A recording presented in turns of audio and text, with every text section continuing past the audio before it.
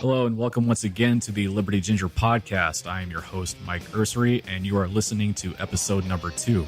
The Liberty Ginger podcast is one of the podcasts with the Think Liberty Network. You can find the Think Liberty Network at most places where podcasts are hosted, to include iTunes, Spotify, Google Play, iHeartRadio, and Stitcher. Now, last week when I did my premiere episode, if you listened to that, you probably remember me saying that I picked quite the week to do a premiere because the news last week was something else. There was the news about Elizabeth Warren, and there was the news about Donald Trump calling Stormy Daniels a horse face. Well, here we are at the end of another week, at the end of another news cycle. The news, once again, is out there. However, it is not the same as it was last week. Last week, we were able to look at the news, and we were able to laugh at those things. We were able to laugh at Elizabeth Warren's DNA test. We were embarrassed, but we still laughed at Donald Trump and Stormy Daniels' Twitter feud. This week, however, the news was not so much of a laughing matter. The thing that dominated the news cycle this week was several, they were called suspicious packages sent to high-ranking Democrats. There were, I believe, 12 suspicious packages in all. The people that these packages were sent to were Bill and Hillary Clinton, Barack and Michelle Obama, Eric Holder, Debbie Wasserman Schultz, Maxine Waters, John Brennan. The one for John Brennan was sent to the Time Warner building where CNN is located in New York City. And one package was intended for billionaire George Soros. And also, oddly enough, a package was intended for Robert De Niro. Now, all of these people had a common theme, and it wasn't just, the only common theme wasn't that they're all Democrats, but there's another theme here that all of these people, or at least most of them, are considered enemies of Donald Trump. At least that's how it was being portrayed in the media. And you can say that, yes, you can say that they were maybe considered, at the very least, political opponents of Donald Trump. George Soros, for example, he's considered the Democrat supervillain, that dark overlord who stays in the shadows, yet he's said to be the one responsible for so many left-wing initiatives, there are so many conspiracy theories that surround George Soros. Bill and Hillary Clinton, there's really no explanation there. Barack Obama, again, no real explanation there. CNN, considered to be Donald Trump's biggest media opponent. But now, Robert De Niro, that seems kind of weird to me. I mean, look, I understand, yes, Robert De Niro, yeah, he kind of put himself into the anti-Trump movement. He once made that video where he was supposed to just tell people to get out and vote, but in that same video, he said things like Donald Trump was unfit for the presidency, and he also said that he wanted to punch Donald Trump in the face. I still don't know why he did that. But even with that, whenever I think about Robert De Niro, I think of him as nothing more than an actor. He's made some pretty good movies, and then he's also kind of a goofball. Maxine Waters is certainly a vocal opponent of Donald Trump. She's led some rallies where she's said impeach 45, saying she wants to impeach Donald Trump. And then there's also that one speech that she gave at a rally where she told supporters to, in so many words, harass members of the Trump administration. This news cycle began on Monday.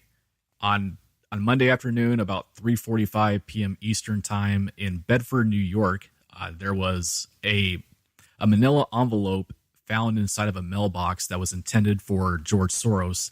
Inside of it was what appeared to be an improvised explosive device.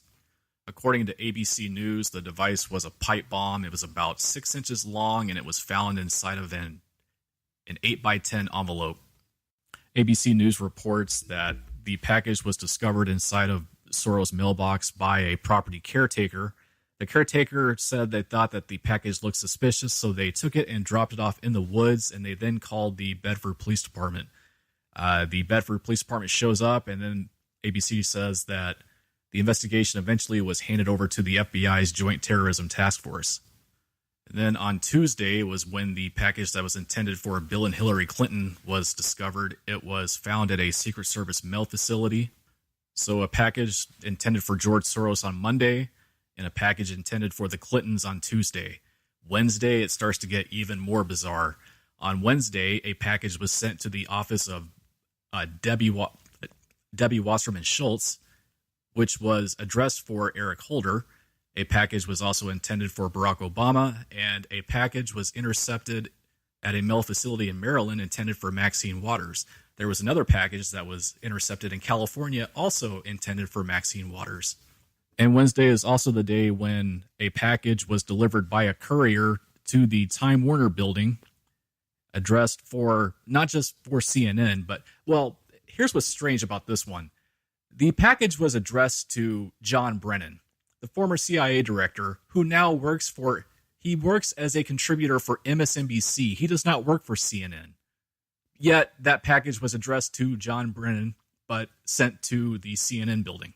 Now, this person already isn't very smart because, well, obviously they're putting IEDs through the mail, but now they also don't seem to know where John Brennan works.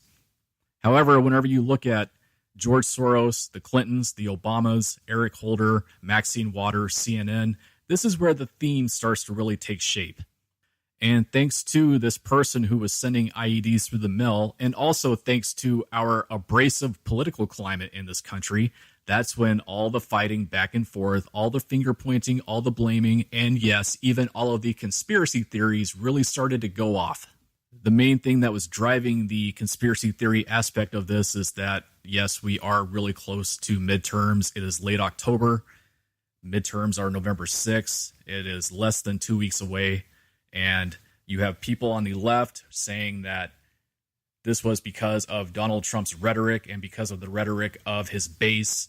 They're very violent and aggressive towards the left. You have people on the right saying that this is some Democrat plot to try to drive up sympathy votes and to try to get the Democrat base motivated to get them to go to the polls and vote on Election Day. Let me go ahead and point out that whenever all of this talk back and forth began, there was zero evidence to confirm either side's suspicions. No evidence. None. So then we go into Thursday. Early Thursday morning around 4 a.m., a package was discovered at a mail facility. It was addressed to the Tribeca Film Center in Manhattan. Robert De Niro is one of the co-founders of the Tribeca Film Center, according to CNN. And this package was intended for Robert De Niro. Also on Thursday, 2 more suspicious packages were discovered. Both were intended for Joe Biden. Joe Biden, of course, was the vice president under Barack Obama, and he is also considered one of the frontrunners to win the Democrat nomination in 2020. So by the end of the day on Thursday, we're up to 10 suspicious packages found, all intended for either leading Democrats or people on the left. To review: George Soros, Bill and Hillary Clinton, Barack Obama, John Brennan, CNN, Debbie Wasserman Schultz, Eric Holder, Robert De Niro, and then, of course, there was also one that was addressed to Cory Booker that was supposed to go to his office in New Jersey. The package that was intended for Booker was the 11th suspicious device, and it was intercepted Friday morning. Also intercepted Friday morning was another package intended for CNN and for James Clapper. James Clapper, of course, was the former National Intelligence Director. He is also an outspoken critic of Donald Trump. And as far as packages go, the last thing reported by CNN as of Friday afternoon was that they were investigating a suspicious package believed to be intended for Kamala Harris. Kamala Harris, of course, is a Democrat senator from California, and she's also considered to be one of the people running for the Democrat nomination in 2020. She's also an outspoken critic of Donald Trump. The person responsible for this was arrested Friday afternoon in South Florida. To be exact, in a place called Plantation, Florida. You ever notice how places in Florida, like towns in Florida, just have such weird names? Plantation, Florida. Jupiter, Florida. There's a place called Saturn. There's a place called Sunshine. But that doesn't really matter. Let's get back to this man. This guy, 56 years of age, named Cesar Sayoc. I hope I'm saying that correctly. He was arrested in front of an AutoZone in Plantation on Friday afternoon. And when they arrested him, they also found the van that he was driving. And if you have not seen a picture of this van, Look it up. This thing is a literal meme mobile. My goodness. It is covered in so many things that are pro-Trump and anti-Democrat. There are pictures of Donald Trump and Mike Pence. There are pictures of Hillary Clinton with a target over her face. There's a picture of Michael Moore with a target over his face. How this thing was never reported, I do not get it. How this thing was never vandalized, I also do not get it. So it's no secret that this guy is now, since it is now known based on what you see on his van, and not only that, but also what you see on his social media. People went through his social media and they found several things that he is very pro-Donald Trump. Like on his Facebook, there's a picture of him wearing a MAGA hat in front of the U.S. Capitol. There's also other pictures of him where he's showing support for Donald Trump. This person is a bodybuilder. He's also said to have worked at a strip club. I don't know what his role was there. Now, the first place that I saw of his identity being reported was from Fox News on Twitter. Fox News had tweeted out that he was a white male in his 50s, and they also said that he was a former New Yorker. And in my mind, I start thinking about how this guy just reinforces the stereotype that all New Yorkers eventually wind up in Florida. On top of that, he was arrested in Florida, and then you kind of think to yourself, oh, imagine that. Another crazy person in Florida. Go figure. Now, he was originally identified as a white male, but going through his social media, he identifies as a Native American. In fact, he says that he is a member of the Seminole tribe. I also saw another place where his LinkedIn, he self-identified on his LinkedIn profile as Filipino. So we're looking at white male, Native American male, Filipino male. We're really bouncing around here. And before I go any further, I would like to get something out of the way. Yes, this person appears to be very pro-Trump. He appears to be a very avid supporter of Donald Trump. His social media reflects it. His van certainly reflects it. And he was sending explosive devices through the mail, which makes no sense to me because you can't send anything through the mail without it getting discovered. Let me just say that, first off, this person, he is responsible for his own actions. This is not a direct reflection of any person who supports Donald Trump. There are people very close to me. There are people in my family. I have very close friends who are avid supporters of Donald Trump, and they would never even dream of doing anything like that. They would never even hurt anyone. They would never even imagine hurting anyone. But you have people on the left who are saying that this is a product of Donald Trump's rhetoric. This is a product of Donald Trump's behavior. Donald Trump never told anyone to go out and bomb people. He never told... Now, he has said some pretty crazy things. The one person running for office in Montana who body slammed a reporter and Donald Trump praised that. Okay, yes, he should not be doing that. He did it for a reason, to rally his base. Still very irresponsible and, yes, very unpresidential. We all know this. However, you have people on the left, especially in the media, who are saying that that Donald Trump and his supporters are to blame for this. Jeff Zucker, who is the president of CNN Worldwide, he put out a statement on Wednesday. In his statement, he begins by saying that there is a total and complete lack of understanding from the White House about their continued attacks on the media, about the seriousness of their continued attacks on the media. Then he says, the president, and especially the White House press secretary, should understand that their words matter. Thus far, they have shown no comprehension of that. So, Jeff Zucker, who is the president of CNN Worldwide, he has no evidence that this was from Donald Trump, he has no evidence this was ordered by Donald Trump or by Sarah Huckabee Sanders. He has no evidence of where this came from. He doesn't know. There's no confirmation of the motive behind it. Yet he still puts this statement out and he blames Donald Trump for it. Amazing. And another person in the media who works for NBC, a gentleman named Chuck Todd, well, he came out with his own little theory Thursday night where he said that he thought that this was something that was being perpetrated by the Russians because the Russian narrative just will not go away. It just keeps coming back. This time it comes back in a different form. And now Chuck Todd is speculating that the Russians are trying to create even more divisiveness in this country. So they're sending these IEDs to prominent Democrats, and only to Democrats.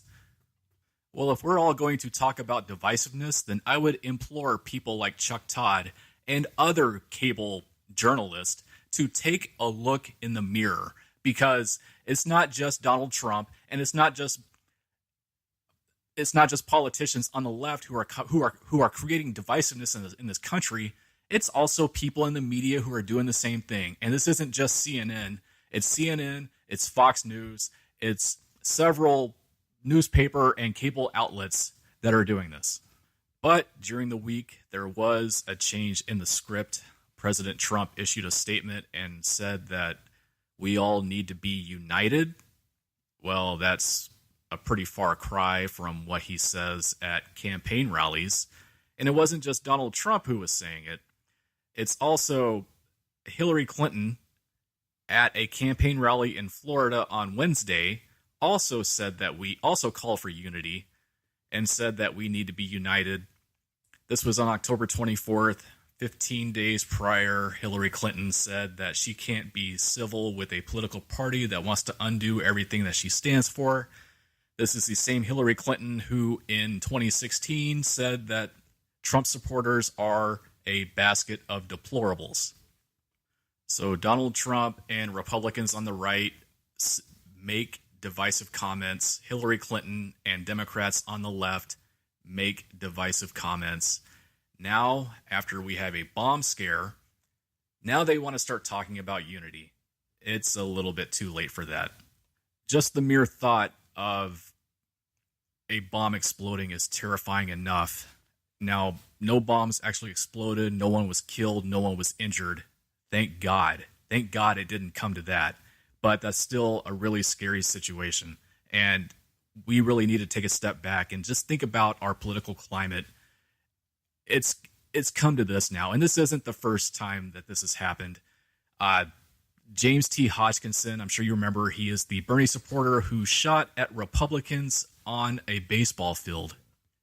I'm sure you remember that congressional Republicans were practicing for a charity baseball game whenever Hodgkinson showed up with a rifle. He shouted out, "This is for healthcare," and then he opened fire. Steve Scalise almost died. He was severely wounded. Thank God he pulled through that, but he almost lost his life because of that. And it was realized later that Hodgkinson was a very avid Bernie Sanders supporter. You know, Bernie Sanders wants so bad to pass his Medicare for All bill.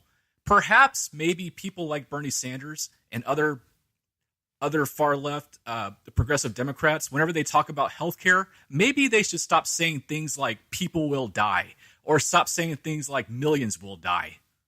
Because while they haven't told anyone to go out and kill any Republicans, this man still took it upon himself to go out and do that on his own. And that just goes to show you that for every Caesar Sayoc, there is a James T. Hodgkinson. For every white right-wing extremist, there is a left-wing extremist. And speaking of Sayoc, after he was arrested, people began digging into his past.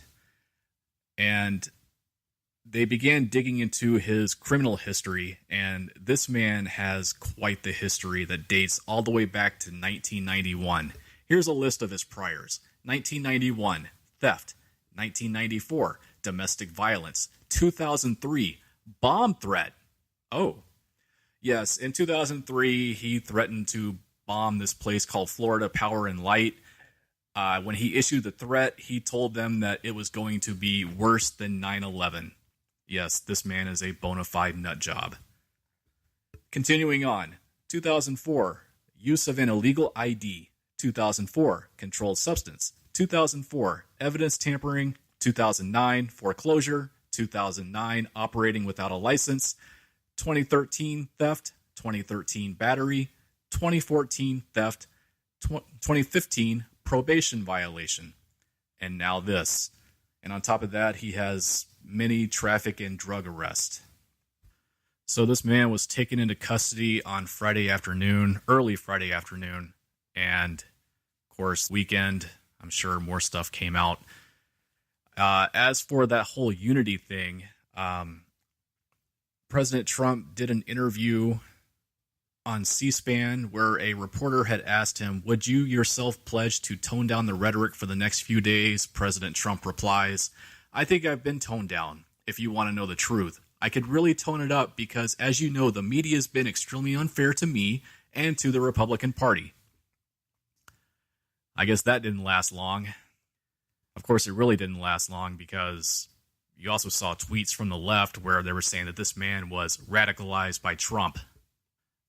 I'm really not going to waste too much more of my breath talking about this because, frankly, the incidents that happened this week really are not going to change anything. Being so close to midterms, this is only going to ramp everything up even more. I myself am ready for midterms to be over. I'm sure that many more of you are as well. Well, I have good news for you. Midterms are November 6th, which is just over a week away. Midterms are almost over. However, I also have bad news for you. That being that the following day, November 7th, is the beginning of the 2020 presidential cycle. What I'm essentially telling you is that there isn't really any kind of break because midterms November 6th, presidential cycle for 2020 begins on November 7th. Sorry. And I can also tell you, you're not going to forget this man's name, Caesar Sayoc, because once that presidential cycle starts up, his name is going to be mentioned a lot. Now, as I've said before, this man was and is responsible for his own actions, and rational people understand that. But still, you're going to have the left trying to dunk on the right, and they're going to use this man's name to do it. And the right is still going to find plenty of reasons to dunk on the left.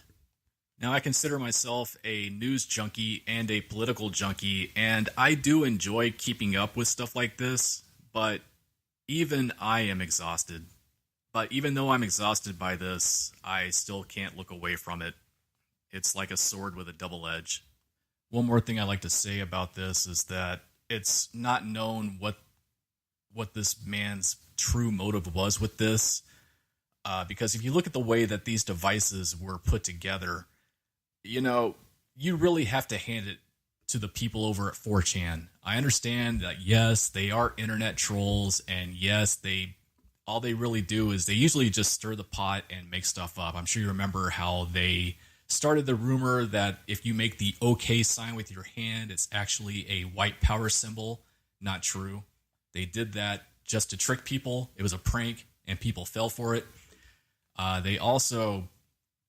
Somebody else at 4chan also alleged that they had pranked Michael Avenatti into thinking that they were someone who had information on Brett Kavanaugh.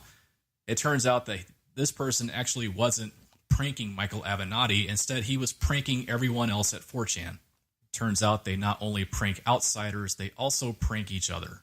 But one thing I will say about them is that if they actually stepped out of their basements and if they actually tried to do some good, I think they could actually do a lot of good because these internet trolls, they're smart. For example, CNN posted a picture of the device that was delivered to the Time Warner building, and someone at 4chan posted a picture of it, and they analyzed this thing and really broke it down. For example, they pointed out how the clock that's on the device, which I guess was supposed to trigger the explosion, it turns out that the clock doesn't have an alarm feature, and they said that there's no way that it could trigger anything. Another thing they point out is that there was a sticker that was on the device, which is an ISIS parody flag. Now, what this is if you ever seen the ISIS flag, it has the Arabic writing at the top, and then it has the white circle in the middle.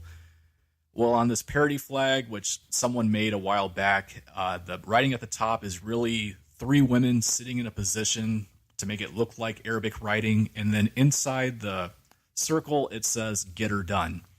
They noticed this. Another thing they noticed about the clock is that it came from the inside of a car. Therefore, that's why it doesn't have an alarm feature. Clocks inside cars don't have alarms on them.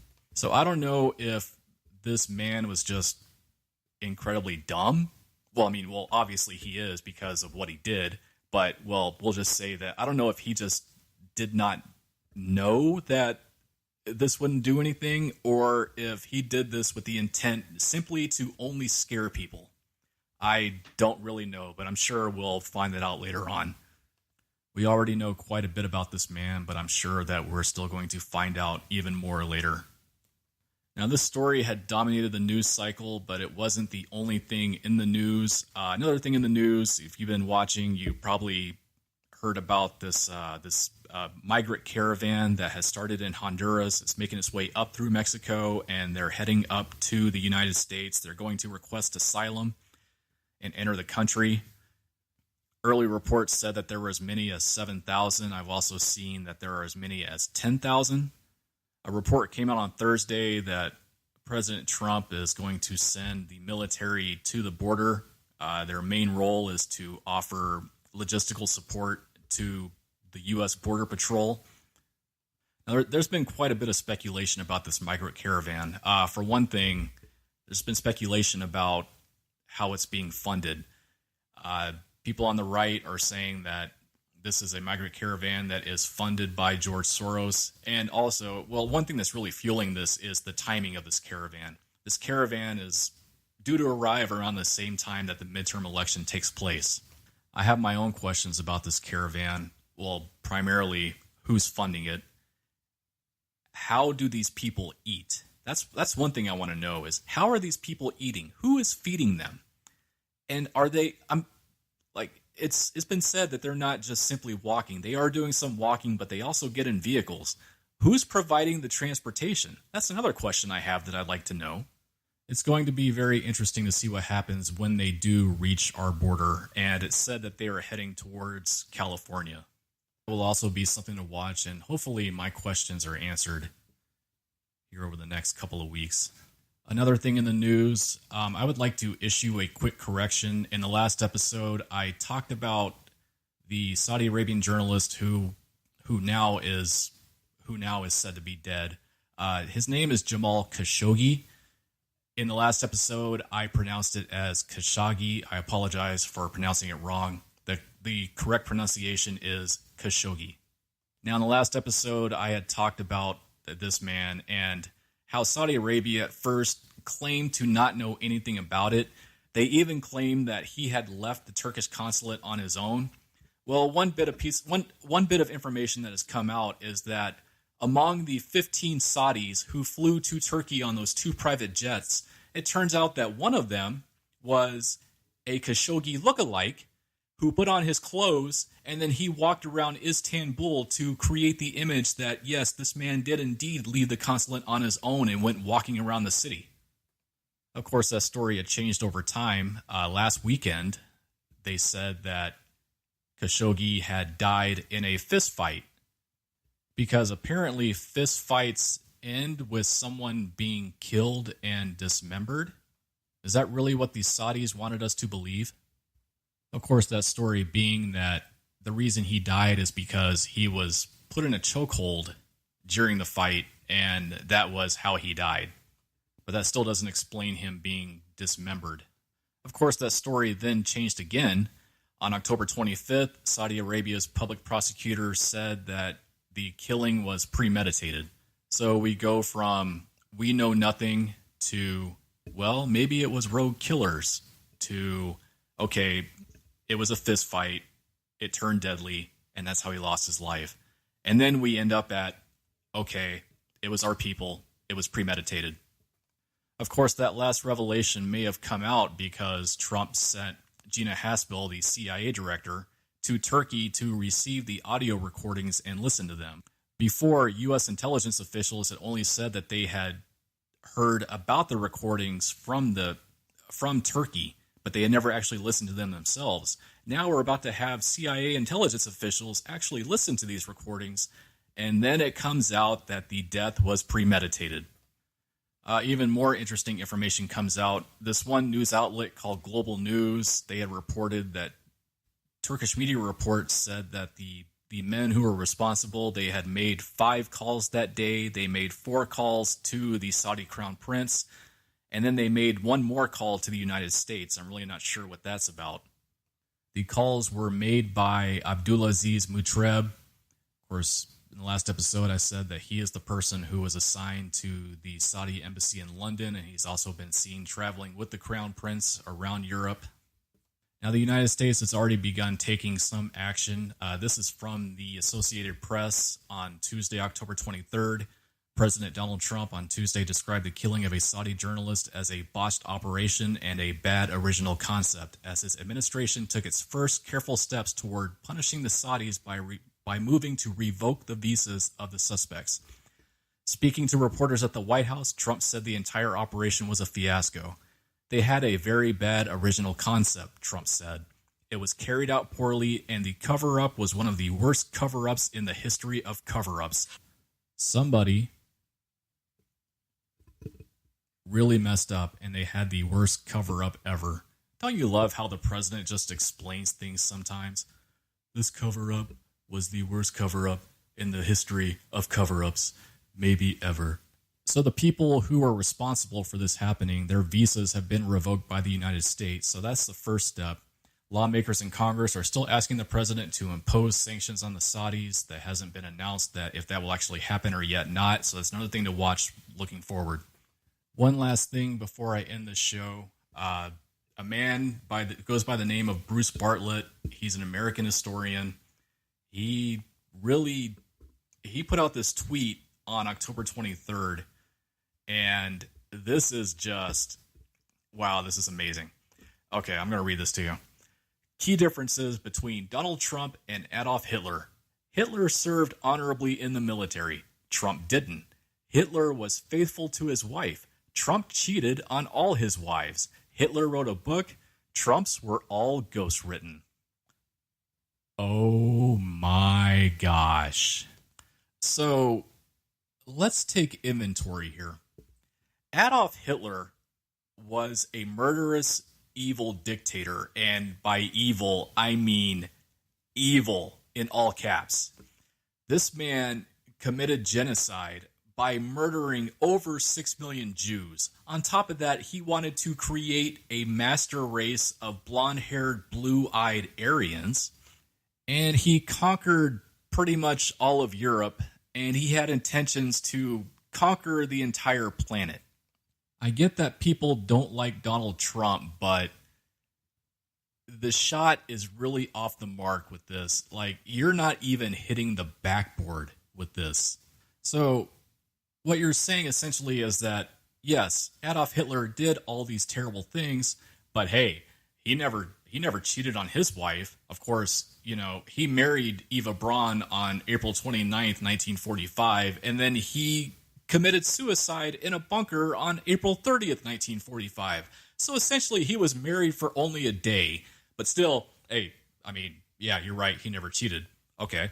And he also served his country honorably, but still, that doesn't nullify all the things that he did while he was the dictator of Germany. And he also wrote Mein Kampf on his own. Do you really want to praise him for writing that book? I mean, do you really want to give him any kind of credit whatsoever for writing that book? Please tell me you do not. Especially if you're a historian. Please tell me you do not want to actually do that. Here we are at the end of October. We still have to get through November and December, but I think it is okay to go ahead and name this now. Ladies and gentlemen, I present to you the hottest take of 2018. You've been listening to episode 2 of the Liberty Ginger podcast. Again, I am your host, Mike Ursery. Let me go ahead and say that if you like listening to this podcast, I would ask that you please leave a comment, leave a rating, even subscribe. By doing all those things, you give the show some algorithm love, and then it shows up on all of the apps where the Think Liberty Network is hosted. Again, the Think Liberty Network is hosted most places where podcasts are hosted: iTunes, Google Play, Spotify, iHeartRadio, and Stitcher. For more content from Think Liberty, you can find it at our website, www.think-liberty.com. You can find us on Facebook. We're on Instagram. Do a search for Think Liberty, all one word. We're also on Twitter at think_liberty. We're also on Steemit and on Minds. Ladies and gentlemen, thank you very much for listening.